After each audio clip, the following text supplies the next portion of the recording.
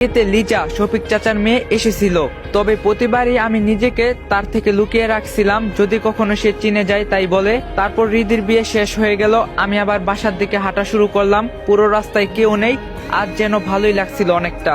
তখনই হঠাৎ আমার চোখে একটা ব্যাগ পড়লো, পাশে তেমন কোনো লোকজনও নেই আর ব্যাগটি পড়ে থাকে রাস্তায়।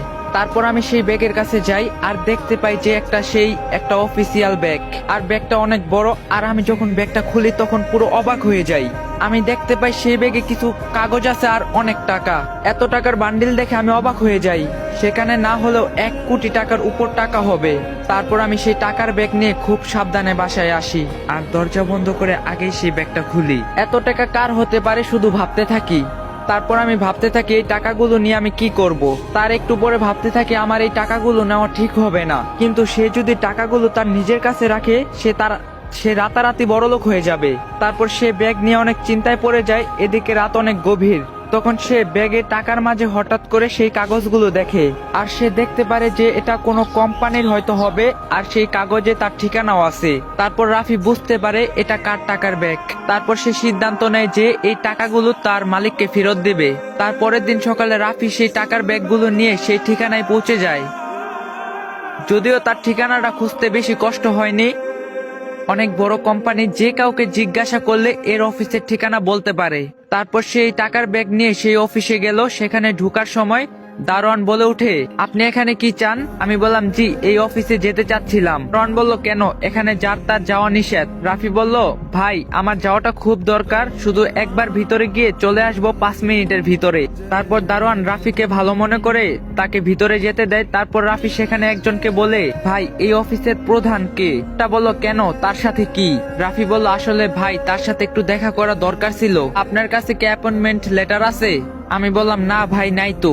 তাহলে তো দেখা করতে পারবেন না। রাফি বলল, ভাই, শুধু একবার দেখা করব, তার সাথে একবার শুধু দেখা করেই চলে যাব। না ভাই, সে এই কোম্পানির অনেক বড় অংশের মালিক আর এখানকার সিইও অনুমতি ছাড়া যাওয়া যাবে না। রাফি বলে, ভাই, একবার শুধু বলেই দেখেন না, যদি অনুমতি দেয়। আচ্ছা, আপনি এখানে দাঁড়ান, আমি স্যারের সাথে কথা বলে আসছি। স্যার অনেক কষ্টে রাজি হয়েছে, শুধু 1 মিনিট কথা বলবেন। আমি বললাম, আচ্ছা ঠিক আছে ভাই, আমি বেশি সময় নিব না। পর রাফি সেখানে যায় আর শুনতে পায় যে কেউ যেন তার সাথে কথা বলছে। আপনি কি করে এতগুলো টাকা হারাতে পারলেন? জানেন ওর সাথে কতই না গুরুত্বপূর্ণ কাগজ ছিল। স্যার, জানি না যে কি করে হারিয়ে গেল, কিছুই বুঝতে পারছি না। আমি কোনো কথাই শুনতে চাই না। আজকের মধ্যে কাগজগুলো সহ সব টাকা ফেরত দিবেন আমাদেরকে। রাফি বলল, স্যার, আমি ভিতরে আসতে পারি? তা আপনি কে আর কি চাই এখানে? রাফি বলল, স্যার, আমি কাল রাস্তায় একটা ব্যাগ খুঁজে পাই যেখানে আপনাদের এখানকার ঠিকানা লেখা আছে। স্যার বলল, কই দেখি তো। রাফি বলল, এই যে নেন আপনাদের ব্যাগ। স্যার বলল, আরে এই তো সেই ব্যাগ যে আমাদের অফিসের 2 জন লোক আমাকে বাড়িতে নিয়ে যাওয়ার সময় হারিয়ে ফেলছিল। রাফি বলল, হতে পারে স্যার, তাহলে আমি এখন আসি। স্যার বলল, আসি মানে? তুমি আমার এত বড় উপকার করলে আর বলছো আমি চলে যাব? রাফি বলল, না স্যার, এটা তো আমার কর্তব্য, আর এই টাকাগুলো তো আমারও হতে পারতো। তুমি তো চাইলে টাকাগুলো নিয়ে যেতে পারতে, তা কেন নেওনি? রাফি বলল, কারণ স্যার, মানুষ কোনো বিপদে পড়লে তার অন্যজনের উপকার করা উচিত, আর এই টাকাগুলো নিলে তো সেটা অন্যকে একভাবে ক্ষতি করা হলো। আর সবচেয়ে বড় কথা, এগুলা তো আমার নিজের টাকা না, এগুলো শুধু তার মালিকের প্রাপ্য। তুমি জানো এই ব্যাগে কত গুরুত্বপূর্ণ কাগজ আর টাকা ছিল? রাফি বলল, না তো, আমার জেনে কাজ নেই, শুধু তার আসল মালিকের কাছে পৌঁছে দেওয়াই আমার দায়িত্ব। তুমি দেখি অনেক সৎ মানুষ, এই যুগে কি কেউ কারো এত বড় উপকার করতে পারে? তোমার নাম কি বাবা? জি, আমার নাম আব্দুল হুসাইন রাফি। তুমি এখন কি করছো? জি, আমি একটা কোম্পানিতে ছোট চাকরি করছি।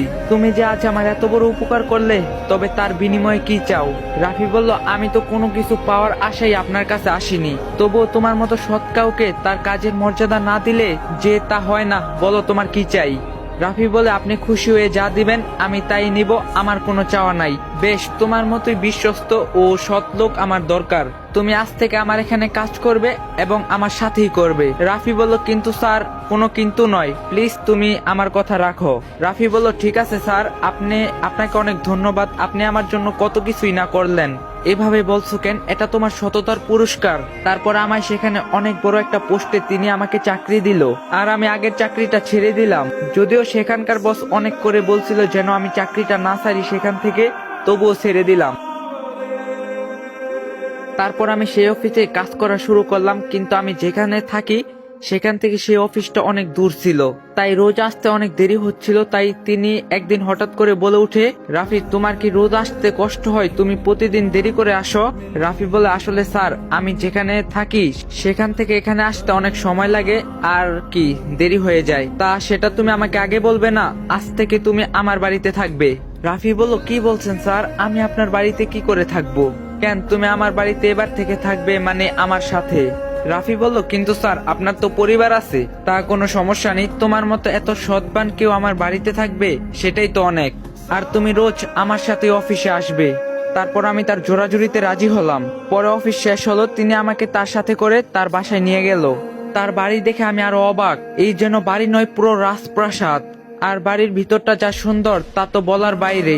তারপর আমাকে নিয়ে তিনি বাসার ভিতর ঢুকলেন। একজন মহিলা আমাদের সামনে আসে, দেখতে অনেক সুন্দর, পরনে একটা সুন্দর শাড়ি, বয়সটা মাঝামাঝি মনে হয়, বোঝা যায় না, তবে তার কথা শুনে বুঝে ফেললাম এটা তার স্ত্রী। তোমাকে না বললাম আজ তাড়াতাড়ি অফিস থেকে আসবে? সরি বাবা, ভুল হয়েছে, আর দেরি হবে না। তোমার সাথে এই ছেলেটা কে? এই যে তোমাকে একটা ছেলের কথা বলছিলাম না, যে আমার কত বড়ই না উপকার করলো, ও তুমি তাহলে সেই ছেলেটি? তোমার কথা কতই না শুনছি। তা তুমি কেমন আছো বাবা? রাফি বলল, জি আলহামদুলিল্লাহ ভালো আছি। এই যে শোনো, আজ থেকে ও কিন্তু এখানেই থাকবে, ওর আবার বাসাটা অনেক দূর হয় অফিস থেকে। তাহলে তো ভালোই হয়। তা বাবা তুমি ফ্রেশ হয়ে আসো। আমি বললাম আচ্ছা। তারপর আমি ফ্রেশ হয়ে আসি, আর একটা কাজের লোক আমাকে আমার রুম দেখিয়ে দিল। বিশাল বড় রুম, আর সেই রুমে কি না নেই। তারপর সেখানে আমি শুয়ে আছি, অনেকদিন পর শান্তিতে শুইলাম, অনেক নরম বিছানা বটে।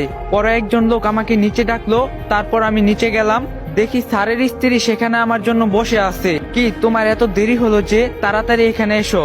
তারপর আমি সেখানে বসি, আর আমাকে তার স্ত্রী বলে ওঠে, তা বাবা তোমার দেশের বাড়ি কোথায়? আমি বললাম, জি আন্টি রংপুর। তোমার বাবা মাও কি সেখানে থাকে? আমি বললাম,